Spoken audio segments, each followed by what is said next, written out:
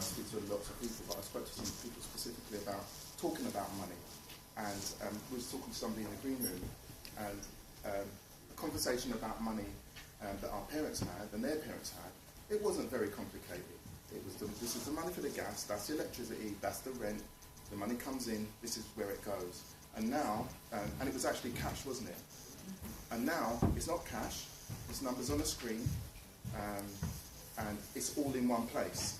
And then you have to kind of mentally or physically decipher that and put it in all the right places. And I think that the banks have taken advantage of that. But, so for me and my work, the big question is, are we having that conversation? Who we're having it with? Are we looking at the small print, right? Are we kind of being aware and managing our money? There are loads and loads of questions, but what we thought we'd do is to make it, as I said, interactive, and for you to have some conversations about money. So, let's stand up.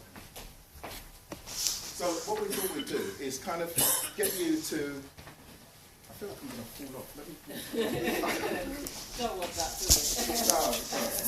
Well, there's lawyers in there, so I could get some insurance claims from them or something.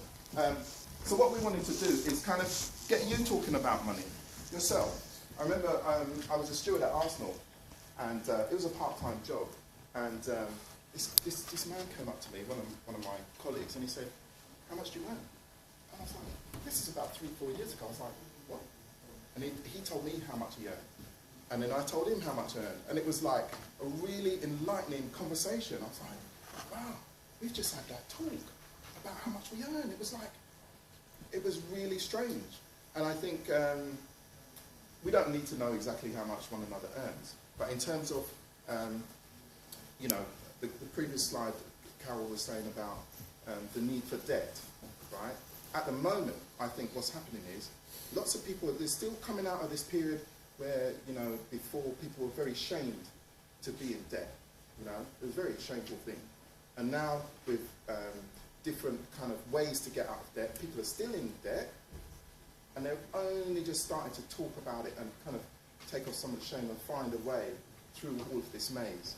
So, back to this now. So what we thought we'd do is give you some post-it notes, right? Give you, say, 10 minutes to talk about your money. It doesn't have to be the figures or whether you're in debt or anything, but your money and how you think about money in the society or socially. How you feel about your own money personally, and what you think about the future of money is for you, or Britain, or the world. Anything, it can be as big as you like.